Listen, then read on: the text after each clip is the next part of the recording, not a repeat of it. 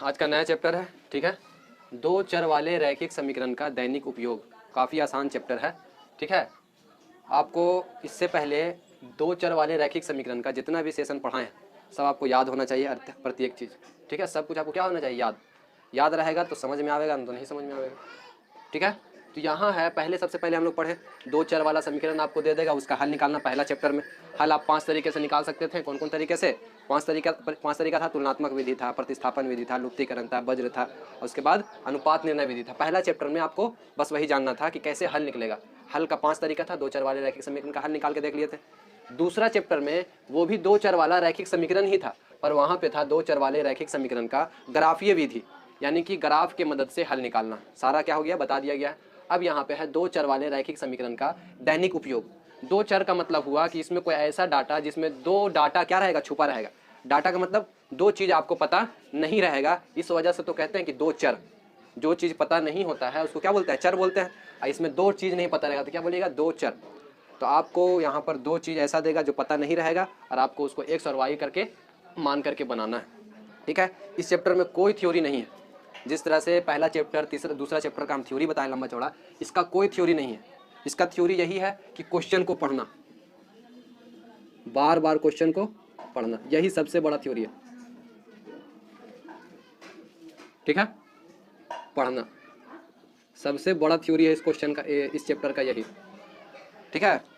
और बहुत सा जगह कहा, क्या कहा जाता है इसको, दो चर वाला रैखिक समीकरण का दैनिक उपयोग नहीं, वर्ड प्रॉब्लम कहा जाता है। क्या कहा जाता है, वर्ड प्रॉब्लम, ठीक है। इसको कहा जाता है, हिंदी इंग्लिश में लिख देते हैं WOR, वर्ड प्रॉब्लम, ठीक है। बट नोट, इसका कोई मतलब नहीं बनता है, प्रॉब्लम नहीं है, ठीक है। बार बार आप क्या कीजिए, क्वेश्चन को पढ़िए, ठीक है। तब शांति मिजाज से ये सोचना है कि मेरा बनेगा, काफ़ी आसान है, ठीक है, बनेगा भी आराम से। बार बार क्वेश्चन पढ़ना है, पहला सबसे बड़ा थ्योरी। और क्वेश्चन को रुक रुक के पढ़ना है। क्या करना है, रुक रुक करके पढ़ना है। ये ना कि हड़ाए पढ़ दिए, स्टार्ट हुए और सौंसे पढ़ के बोले कुछ ना समझ में आया। क्वेश्चन को रुकना है, क्या करना है, रुक रुक करके पढ़ना है, रुक रुक करके पढ़ना है। सबसे बड़ा थ्योरी है सर, बिन थ्योरी के क्लास आगे नहीं बढ़ सकता है, थ्योरी है, रुक रुक करके पढ़ना। कहाँ पे रुकना, बोलेंगे वहाँ, फिर रुकेंगे, जाते हैं, फिर रुकेंगे, खाते, ऐसे पैराग्राफ जहाँ पर आपका फुल स्टॉप रहेगा ना, फुल स्टॉप, वहीं पर आप रुकिएगा। इन्हें के जहाँ तह रुकते चलिएगा, हैं। पैसेंजर गाड़ी की तरह नहीं रुकना है, जहाँ पे आपका स्टॉपेज है ना वैसे उतरना है, एक्सप्रेस गाड़ी की तरह रुकना है, ठीक है। ये थ्योरी आपका हो गया। नोट, वर्ड प्रॉब्लम इसको आप नहीं कह सकते, कहता है, कहने दीजिए। दो चर वाला रैखिक समीकरण का दैनिक उपयोग यही है। चलिए इसमें हल्का हल्का बात जानते हैं, छोटा छोटा जो जाने हुए। ये आपका रहा 12, क्या इसको आप संख्या कहिएगा कि अंक, क्या चीज, इसको क्या कहिएगा? ये सब पढ़ाने से पहले छोटा छोटा बात जान ले रहे हैं, कोई प्रॉब्लम ना करे। ये जो पूरा है आप बोलिएगा 12, जैसे ही आपके मुंह से 12 निकला आप कहिएगा कि यह संख्या, ये क्या है, संख्या, यानी कि नंबर, ठीक है, ये नंबर है। इस नंबर यानी कि यह संख्या में कितना अंक है, एक अंक, दो अंक, यानी कि ये संख्या जो है दो अंकों की संख्या है ना। ये कितने अंकों की संख्या है, दो अंकों की संख्या है 12। अच्छा 12 में क्या चीज शामिल है, 10 प्लस 2 है कि नहीं। 12 में क्या शामिल है, 10 प्लस 2। इसको मिटाते हैं। आखिर 12 लिखाता कैसे है, तो बचपन में इसको हम लोग जानते थे, इकाई दहाई, ऐसे पढ़िएगा, इकाई दहाई। तो आप क्या कहिएगा, 10 को 1 से गुना कीजिएगा, प्लस 2 को, गौर कीजिए फिर से, इकाई दहाई, 1 को किससे गुना कीजिएगा, चूंकि दहाई स्थान पे था तो 10 से गुना कर दीजिए, प्लस 2 को किससे गुना कीजिएगा, चूंकि इकाई स्थान पे है तो किससे गुना कर दिए, इकाई। यानी कि असल में जो आपका संख्या होता है इस रूप में होता है, तब जाकर के ये 12 बनता है। तो दो अंकों की संख्या किस फॉर्म में रहता है, पहला अंक गुने 10, दहाई अंक है तो 10 गुने वो अंक, और फिर इकाई गुने जो अंक है वो दीजिए। अब जैसे कि हम बोल दें 27, इसको कैसे लिखिएगा, तो दहाई के जगह पे 2 है, यानी आप कह सकते हैं 2 गुने 10, प्लस इकाई के जगह पे 7 है तो 7 गुने 1, यानी कि ये संख्या क्या, ये। तो कभी भी आपको 2 अंक की संख्या दे, 3 अंक की संख्या के दे दे, यहाँ तो नहीं देगा, यहाँ नहीं देगा। फिर भी आपको अगर बनाना हो तो कैसे बनाइएगा, 2 किसने, कितना के स्थान पे है, सैकड़ा के स्थान पे है, प्लस बचपन में पढ़े हैं 1 किसके स्थान पे है, 10 के, दहाई के स्थान पे है 2 किसके स्थान पे है, तो 1 के स्थान पे, ये सबको हल कीजिएगा तो क्या होगा आखिरकार 212। यानी कि असल में जो संख्या रहता है इस फॉर्म में रहता है। ठीक है, क्लियर है। अब आपको बोलेगा ऐसे कहीं कहीं बोलेगा कि 2 अंकों की संख्या है, कोई 2 ऐसे बोलेगा कोई 2 अंकों की संख्या है। क्या पता है कोई 2 अंकों की क्या संख्या? पहले ही बोल दिया कोई 2 अंकों की संख्या, तो आपको क्या मान लेना कि 2 अंक, तो हमको तो संख्या ही नहीं पता है, उसका अंक कहाँ से पता होगा? तो एक मान लीजिएगा पहला अंक x होगा और दूसरा अंक y होगा। हो गया 2 अंकों की संख्या, पहला अंक x और दूसरा अंक y। क्या दोनों अंक सेम होगा ऐसा हम कह सकते हैं? नहीं। हो सकता है कि दोनों अंक सेम हो सकता है कि x का मान भी वही और y का मान भी वही आ जाए, पर हम परफेक्ट नहीं कह सकते कि हमेशा सेम ही होगा। तो 2 अंकों की कोई संख्या है तो 2 अंक, संख्या तो ठीक है, अंक नहीं पता है, अंक पता हो जाएगा तो संख्या पता हो जाएगा। तो मान लिए कि पहला x और दूसरा क्या है आपका y है। असल में इस किस फॉर्म में होगा? एक ऐसा फॉर्म में होगा 10x + y। यहीं से फॉर्मूला बनता है। फॉर्मूला क्या समझ है कि 2 अंकों की संख्या अगर कहीं पे बोलेगा तो क्या बोलेगा? 10x + y है। बहुत हार्ड है। अरे इकाई दहाई वाला सिस्टम है। क्या हो गया? 10x + y। 2 अंकों की संख्या किस फॉर्म में होता है? 10x + y के फॉर्म में होता है।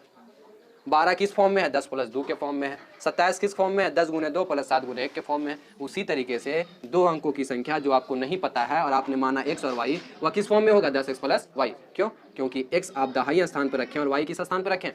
पहले स्थान पर रखें।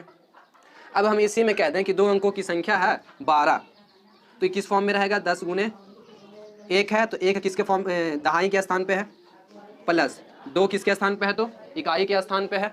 ठीक है, तो इस फॉर्म में है कि नहीं? हाँ है। अब हम बोलेंगे क्या चाहिए कि जो संख्या है आपके पास, 12 का बात कर रहे हैं, 12 आपके पास संख्या, हम बोले क्या चाहिए? उसके अंकों को पलट दीजिए, अंकों को पलट दीजिए। तो कैसे पलटिएगा? अंकों को पलटने मतलब कुछ ऐसे पलट देना है या फिर ऐसे? ऐसे नहीं पलटना है। वो बोलेगा कि अंकों को पलटने पर, अंकों को पलटने पर, तो आपका संख्या ना अंकों को पलटने पर तो पलटिएगा, 1 जहां पे था वहां पे 2 और जहां पे 2 था वहां पर 1, यानी कि अंकों को पलटने पर अब ये बन जाएगा। अब किस फॉर्म में आ गया? तो 2 × 10 + 1 × 1। अच्छा, पहले 12 था, अंकों को सिर्फ पलटा गया, वही संख्या के अंकों को क्या कर दिया गया? पलट दिया गया। क्या कोई वही संख्या बना हुआ है कि अलग बना है? हाँ, तो अलग संख्या बन जाएगा आपका। क्या बन जाएगा? अलग संख्या बन जाएगा। ऐसा क्या फिक्स है कि हमेशा अलग संख्या बने? नहीं। अगर 5 5 है, इसके अंकों को पलटा जाए तो क्या अलग संख्या बनेगा? नहीं। ठीक है, तो आपको संख्या दे देगा। संख्या पहले वाला संख्या का फॉर्म कैसा था? 10 × 1 + 2 × 1। दूसरे संख्या पलटने, संख्या के अंकों को पलटने पर, संख्या के अंकों को पलटने पर बना संख्या क्या हो गया? 21। 21 किस फॉर्म में? 2 × 10 और 1 × 1 के फॉर्म में। उसी तरीके से आपको बोलेगा कोई संख्या है, तो कोई संख्या है 2 अंकों का, तो आप मान लिए x और y, तो उसका फॉर्म कैसा होगा? 10x + y। हमेशा आपको x y मानना है। अब बोलेगा संख्या के अंकों को पलट देने पर, पलट दीजिए, क्या हो जाएगा? y × x। तब फिर क्या फॉर्मूला हो जाएगा? दहाई के स्थान पे आपका y आया है और इकाई के स्थान पे आपका x आया है, तो क्या हो जाएगा? 10y + x। गौर कीजिए, पहले 10x + y था, अब 10y + x हो गया। रटेंगे इसको? अरे समझा हुआ, अंकों को हम क्या कर दिए? पलट दिए। ये आपका क्या हो गया? थ्योरी हो गया। किसके बारे में? तो संख्या के बारे में। संख्या से रिलेटेड अब जितना भी क्वेश्चन है सबको शांति दिमाग से पढ़ना है, और यही थ्योरी है संख्या में कि 2 अंकों की संख्या बोलेगा तो संख्या पूरा होता है, एक साथ बोलते हैं, और अंक क्या होता है आपका? अलग अलग होता है। ये 1 अंक हो गया, ये दूसरा अंक हो गया, ये 1 अंक हो गया, ये दूसरा अंक हो गया, ये 1 2 3 3 अंकों की संख्या है। ठीक है, इसका फॉर्म असलियत में कैसा होता है? इस फॉर्म में होता है। ठीक है, चलिए संख्या के बारे में पता हो गया। अब थोड़ा आते हैं उम्र पे, देखते हैं आगे। चलिए उम्र पर थोड़ा बात कर लेते हैं। उम्र, एज, उम्र, आयु, तीनों एक बात है। ठीक है, तीनों एक बात हो गया, एज, उम्र, आयु। अब 3 तरह का उम्र हो सकता है आपके पास। आप ऐसा बोल सकते हैं कि अभी, आप ऐसा बोल सकते हैं ना कि अभी हमारा उम्र 19 साल है। आप अपने मुंह से एक बात ये बोल सकते हैं कि अभी मेरा उम्र 19 साल है। या फिर बोल सकते हैं कि फुफ्फी का जब शादी हुआ था उस वक्त, फुफ्फी का जब शादी हुआ था यानी पहले का बात हो रहा है, उस वक्त मेरा उम्र 12 साल था। यानी कि कहाँ चल गए? बीता हुआ में चल गए। आप 3 तरीके से उम्र बता सकते हैं कि अभी मेरा 19 साल है, बीता यानी कि फुफ्फी का शादी हुआ था तो 12 साल के थे। आप ऐसे ही बोल सकते हैं कि हमारे बेटा का शादी होगा तो 55 साल के हो जाएंगे, 40 साल के हो जाएंगे। ऐसा होगा कि नहीं? तो आप क्या बता सकते हैं? फ्यूचर ही बता सकते हैं, आने वाला। ये 3 तरह का आपके पास उम्र होता है, बोल देंगे 55 साल के हो जाएंगे। ऐसा आपके पास क्या है? 3 बताने, यही हो ही सकता है। उम्र आप बताइएगा तो चाहे अभी का बता दीजिए, चाहे कुछ दिन पहले का, या फिर कुछ दिन बाद का, यह ऐसे ही बता सकते हैं। बोल सकते हैं कि जब हम मेरा नौकरी लगेगा तो हम 26 साल के होंगे। 26 साल बहुत आगे चल जा रहा है, ठीक है। सोचेंगे 23 से 24 में कर लेने लगी, ठीक है। 23 से 24 में नौकरी ना लगा तो फिर बेकार है। 19 साल, अभी मेरा 19 साल है, बीता फुफ्फी के शादी में कितना था, तो 12 साल था। तो इस तरीके से आप उम्र को बता सकते हैं, ठीक है। तो किसी भी उम्र को बताने के लिए आपको वर्तमान उम्र का जरूरत पड़ता है। अभी को ही क्या बोलते हैं, वर्तमान। अभी को ही क्या बोलते हैं, वर्तमान उम्र, यानी अभी का जो उम्र है उसी को तो बोलेंगे वर्तमान। वर्तमान का मतलब होता है जस्ट जो चल रहा है। तो मेरा वर्तमान उम्र कितना, 19 साल है। इसको बोल सकते हैं 7 साल पहले का उम्र, ऐसा कह सकते हैं 7 साल पहले का उम्र है ये मेरा। ये कितना साल पहले का उम्र, बाद का होगा, पहले का ही 55 साल छोटा हो रहेगा, बाद का है, आने वाला है ना। कुछ ही बोले थे काशी में, हाँ बेटा का शादी में, तो बेटा है ना, अगर शादी में 55 साल के हो जाएंगे। तो कैसे भाई, तो कितना बोल सकते हैं, 19, एक उधर गया, कितना हो गया, 36। आने वाले 36 साल बाद मेरा उम्र क्या होगा। हाँ, तो हम ऐसे बोल सकते हैं कि अभी मेरा उम्र 19 साल है, या फिर ऐसे कह सकते हैं कि मेरा अभी से 7 साल बाद उम्र कितना होगा, 12 साल। 7 साल पहले हम क्या बोलेंगे कि अभी से 7 साल पहले का उम्र क्या होगा, बोलेंगे अभी से 36 साल बाद का उम्र क्या होगा। हाँ, आपसे कोई सवाल करेगा तो सीधा जवाब मत दीजिएगा। कोई बोलेगा कितना उम्र हो रहा है, तो बोलेगा कि 5 साल पहले हम 14 के थे। 5 साल पहले 14 के थे, ऐसे ही बता के निकल लेना, जोड़ते रहो। सारा मैथ हम ही पढ़ेगा, तुम लोग भी पढ़ेगा। बता देना है कि अरे 5 साल पहले, 5 साल ही मत बोलना, 4 साल 3 महीना 2 दिन पहले हम 19 साल के थे। अब लो, अब करते रहो कैलकुलेशन कितना होगा। तो ऐसे 7 साल आपको 3 तरीके से उम्र बता सकता है। तो किसी भी उम्र को बताने के लिए आपको वर्तमान उम्र पता होना चाहिए, ठीक है। पहले का अभी का उम्र जो चल रहा है वो पते ना रहेगा, तो आप कैसे बता सकते हैं कि 5 साल पहले क्या था, या फिर 5 साल बाद क्या होगा। बताओ 5 साल पहले क्या था उम्र तुम्हारा। देखो गधा का बताओ ना मियाँ, तुम जोड़ जाड़ के बता। हाँ, काची ना पता है तुमको क्या नहीं पता है। 5 साल पहले का उम्र पूछ रहे हैं तुमको, हम बताना पड़ेगा। देखो इसको अभी ये कहने पता है, 5 साल पहले कितना उम्र था, हाँ 9 साल था। 5 साल पहले देखो इसको 9 साल था। तो जैसे ही हम इससे सवाल किए कि 5 साल पहले तुम्हारा उम्र क्या था, तुम्हारे दिमाग में आया, ऐसे याद किया हुआ है 5 साल पहले मेरा 9 था। तुम अभी का सोचा कि अभी मेरा कितना उम्र है, इतना, 5 साल घट गया। 5 साल बाद का होगा, हाँ 5 साल बाद 19, 5 साल पहले देखो 90 था 9 से 19 पहुंच गया। यानी कि अभी सोचा, जैसे हम सवाल किए कि अभी तुम 5 साल बाद क्या उम्र होगा, तो उसके दिमाग में चला कि अभी क्या है।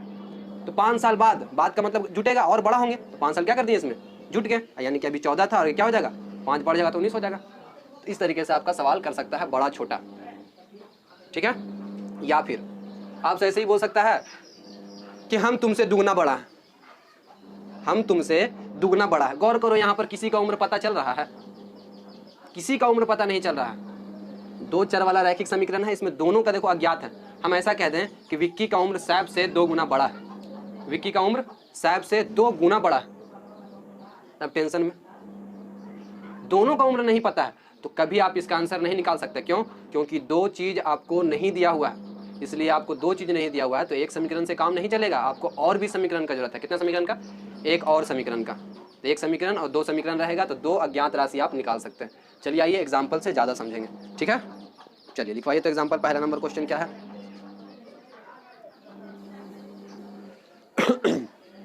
चलिए पहला नंबर एग्जाम्पल है आपका,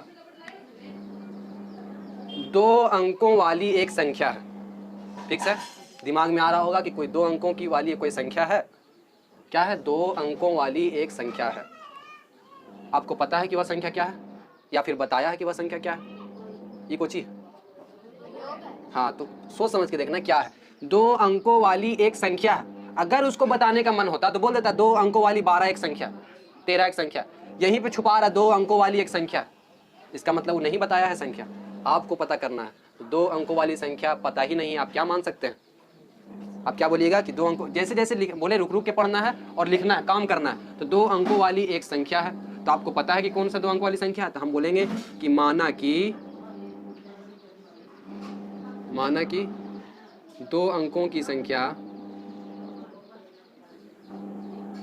संख्या क्या है आपका, 2 अंक है इसमें, 2 अंक दोनों अलग अलग भी हो सकता है, सेम भी हो सकता है। हम क्या बोलते हैं, 2 अंकों की संख्या x और y। ये 2 अंकों की संख्या होगा, किस फॉर्म में होगा, तो आप कहिएगा x दहाई स्थान पे है तो 10x और y इकाई स्थान पे है तो y गुने 1 क्या हो जाएगा y। यही आपका 2 अंकों की संख्या का ये फॉर्म है, ठीक है। अच्छा ये 2 अंक है, 2 संख्या है, इस संख्या में कितना अंक है, एक अंक x है और दूसरा अंक क्या है y।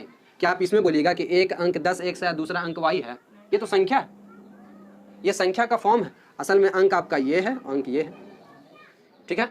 तो माना कि 2 अंकों की संख्या x y है, 2 अंकों वाली एक संख्या है जिसके अंकों का योग 11 है।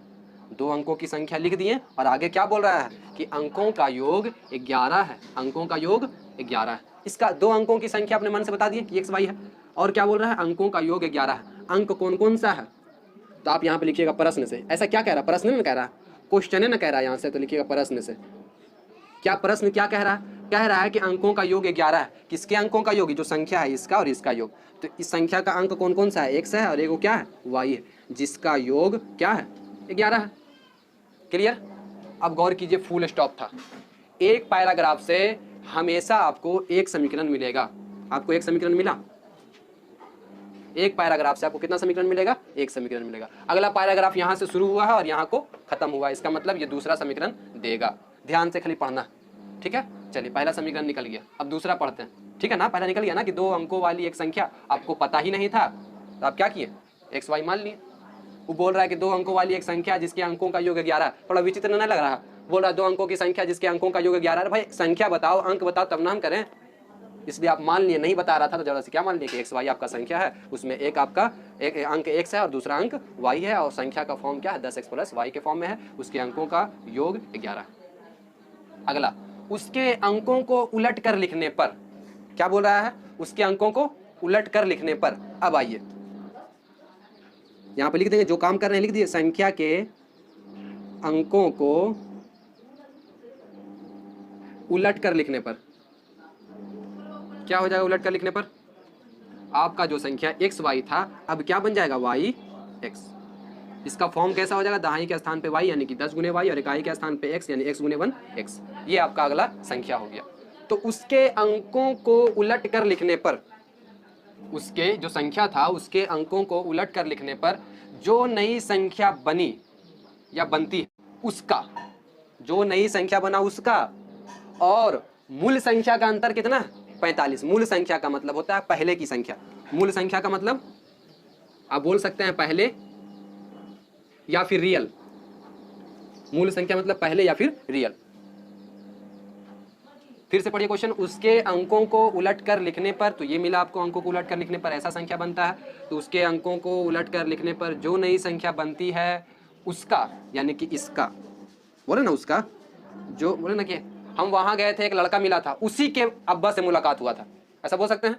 जैसे ही हम बोले कि हम वहां गए थे और उसका अब्बा मिला, उसका मतलब आ गया जिसके बारे में आपका प्रेजेंट में बात हो रहा है। बोल रहा है कि उसके अंकों को उलटकर लिखने पर जो नई संख्या बनती है उसका, यानी कि 10y प्लस x का, और मूल संख्या का अंतर 45 है। मूल संख्या क्या है आपका, तो मूल संख्या क्या है आपका, ये है। तो आप क्या लिखिएगा, 10x प्लस y। क्या बोल रहा है इसके बारे में, फिर से क्वेश्चन पढ़िए। उसके अंकों को उलट कर लिखने पर, अंकों को उलट कर लिखने पर जो नई संख्या बनती है उसका और मूल संख्या का अंतर, क्या चीज, अंतर।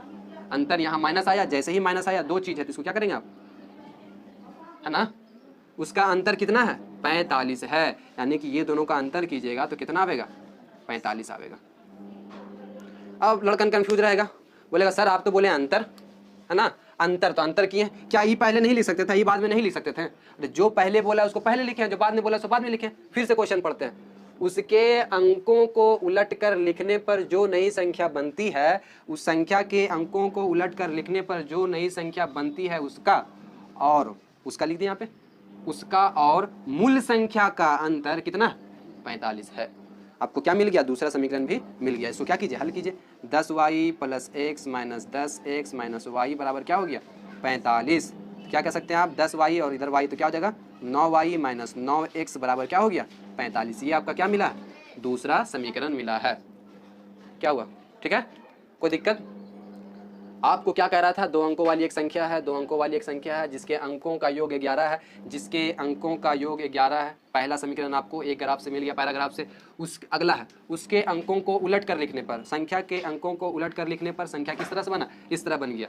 तो संख्या को उलट कर लिखने पर जो नई संख्या बनती है उसका और मूल संख्या का अंतर 45 है। मूल संख्या का अंतर कितना है, 45 है। उसके बाद फिर क्या हो गया, समीकरण निकल गया। आपको इतना ही कह ही रहा था कि इन कथनों के समीकरण को लिखें।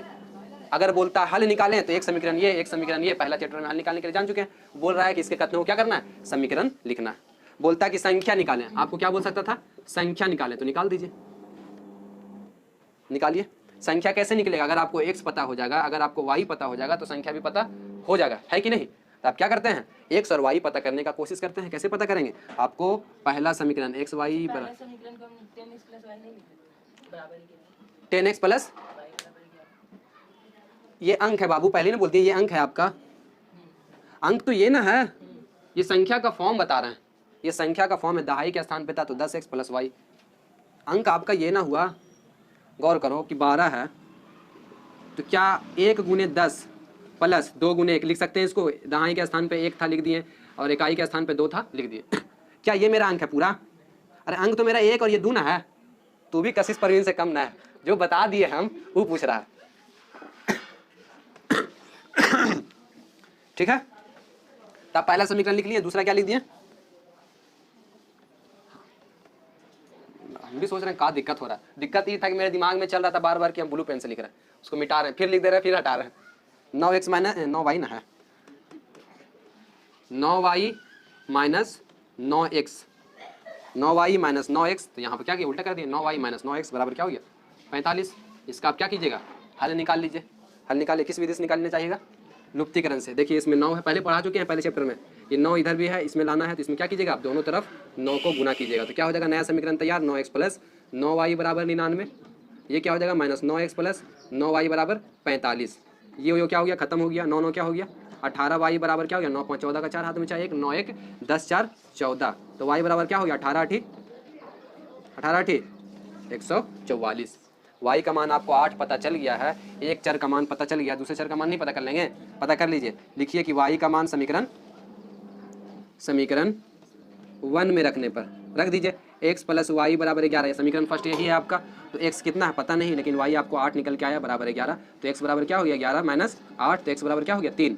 अब देखिए आपका जो संख्या था कितना था, x और y, यानी कि 10x प्लस y था। पहले की संख्या क्या था, 10x प्लस y, और नई संख्या कौन सा है, yx, यानी कि 10y प्लस x। बोलेगा पहले की संख्या निकालिए, तो क्या कीजिएगा, x के जगह पे 3, x के जगह पे 3 और y के जगह पे कितना है, 8। तो 10 या 3 और 8 कितना हो गया, 38। बोलेगा संख्या को उलटने पर जो नई संख्या बनी है वो बताइए, तो इसमें रखेंगे। x के जगह पे कितना 3 रखेंगे, लेकिन y की जगह पे क्या आया, 8 प्लस x की जगह पे 3, 8 दें 81 3 83। देखिए जस्ट देखिए, संख्या 3 8 था, पलटे तो 8 3 हो गया। क्लियर है, फिर से समझा दे। क्लियर हो गया। अगला क्वेश्चन है दूसरा नंबर एग्जाम्पल। इसमें बात हो रहा है, कोई पिता है कोई बेटी है। अच्छी बेटी की तब बात कर रहा, खराब बेटे से कहाँ कोई बात कर रहा है। बात कर रहा, अजित ने अपनी पुत्री को कहा, अजित है अपनी पुत्री, यानी अजित की पुत्री होगी ना। अजित ने अपनी पुत्री को कहा, क्या कहा भाई, देखते हैं। 7 वर्ष पूर्व, पूर्व का मतलब पूर्व, पश्चिम, पूर्व का मतलब हुआ पहले, यानी वो कहना चाह रहा है, अजित ने अपने पुत्री से कहा कि 7 वर्ष पहले मेरी आयु का मतलब उम्र, मेरी उम्र जो थी, 7 वर्ष पहले मेरी उम्र। तुमने दिमाग में जस्ट आना चाहिए कि 7 वर्ष पहले का बात कर रहा है, उम्र का बात कर रहा है। अभी तो बता अभी का तो बता दे, यानी कि आपको वर्तमान उम्र जरूरी है। बोल रहा है अजित ने अपनी पुत्री को कहा, 7 वर्ष पहले मेरी आयु जो थी, मेरी उम्र जो थी, तुम्हारी उस समय की आयु की, यानी कि 7 वर्ष पहले हम थे तो 7 वर्ष पहले तुम भी पीछे चल जाएगी, है ना। तो 7 वर्ष उस समय, तुम्हारी उस समय की आयु की 7 गुनी थी।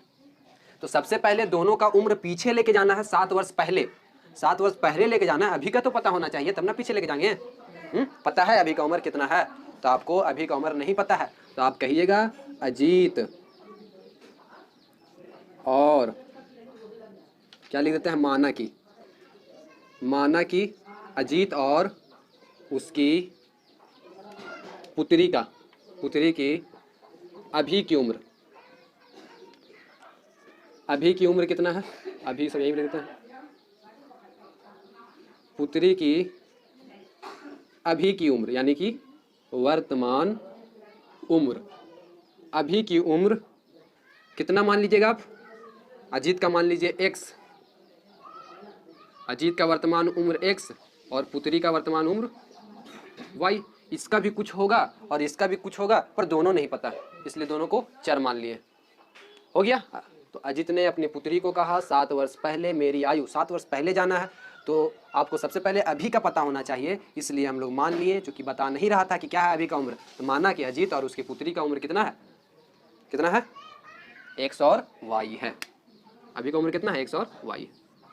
तो गौर फरमाइए, क्या उस समीकरण को बनाने के लिए अभी का बात कर रहा है, नहीं, 7 वर्ष पहले का, तो हमको 7 वर्ष पहले जाना पड़ेगा। तो देखिए यहाँ पर अजीत और उसकी पुत्री की उम्र 7 साल पहले, क्या होगा 7 साल पहले, तो अजीत का 7 साल पहले जो होगा x माइनस 7, 7 साल पहले घट गया, अभी x है तो 7 साल पहले क्या होगा, 7 कम होंगे, और पुत्री का क्या होगा 7 साल पहले, पुत्री तो उतनी बड़ी होगी, ये कोई बात है, अरे पिता छोटा होगा बेटी उतनी बड़ी रहेगी, है ना, तो क्या हो जाएगा y माइनस 7। ठीक है, तो अजीत 7 साल पीछे गया तो बेटी भी 7 साल पीछे चली गई। मुजम्मिल क्या बदमाशी हो रहा है, शांति से बैठो, पकड़ के मारेंगे। ये आपका हो गया। अब क्या कहता है, फिर से पढ़िए क्वेश्चन। अजीत ने अपनी पुत्री को कहा कि 7 वर्ष पहले मेरी आयु, लिख दीजिए, अजीत कह रहा है मेरी आयु, लिख दीजिए मेरी आयु को, अजीत का उम्र क्या है, अजीत का उम्र क्या है 7 वर्ष पहले, ये जो कहता है उसको लिखना शुरू कीजिए। अजीत ने अपनी पुत्री को कहा 7 वर्ष पूर्व मेरी आयु, तुरंत यहाँ पे इंडिकेट कीजिए 7 वर्ष जो कह रहा है कहने दीजिए, और यहाँ पे लिख दीजिए प्रश्न से मेरी आयु, तुम्हारी उस समय की आयु की, तुम्हारी उस समय की आयु क्या है, y माइनस 7, आयु की 7 गुनी थी मेरी। अजीत ने कहा कि 7 वर्ष पहले मेरी आयु तुम्हारी उस समय की आयु की 7 गुनी थी। आया बात समझ में, देखो अलबला रहा है, क्या पता सब दिमाग में इतना गंदा बात बैठा दी साहब, निकालने में बड़ी समय लग रहा है, क्या तुमको इसमें प्रॉब्लम हुआ। हम जैसे कह रहे हैं कि 7 वर्ष पहले मेरी आयु, अजीत में कह रहा है, अजीत हमको मान लो, तो हम कह रहे हैं कि 7 वर्ष पहले मेरी आयु तुम्हारी आयु की 7 गुनी थी। इसमें दिमाग लगाना नहीं है तुमको। असल दिमाग ये है, तुम लोग उधर उधर चल गया, इसमें गुना करोगे तो इसमें ये बड़ा रहेगा, तो इसमें गुना करना ही रहेगा, ये सब दिमाग नहीं लगाना जरा सा भी। 7 वर्ष पहले मेरी आयु तुम्हारी आयु की 7 गुनी थी, यही ना कहना चाह रहा। हम कहेंगे कि मेरा उम्र 5 साल पहले तुमसे, मेरा उम्र तुम्हारे उम्र से, मेरा उम्र छोड़ा हटा दे तो यहाँ समझो कि मेरी उम्र जो है तुम्हारी उम्र की क्या है, मेरी उम्र तुम्हारी उम्र की मतलब गुना 7 गुना है। क्लियर, एक समीकरण तैयार हुआ, बनाइए। x माइनस 7 बराबर 7y माइनस 49, तो क्या हो गया आपका x माइनस 7y बराबर क्या हो गया माइनस 42। ये आपका क्या निकल के आया, पहला समीकरण निकल के आया। चूंकि हम एक पैराग्राफ पढ़े हैं, तुम्हारी उस समय की आयु की 7 गुनी थी, यहाँ तक पढ़े हैं और एक समीकरण हमको मिल गया। ठीक है, कितना हो गया 37 हुआ। तो x माइनस 7y बराबर क्या हो गया माइनस 42। ठीक है, आगे बढ़ते हैं, अगला समीकरण लिखिए, तो क्या बोल रहा है। हाँ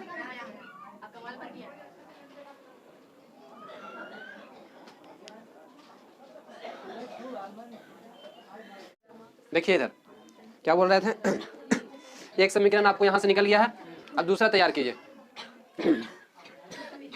फिर अब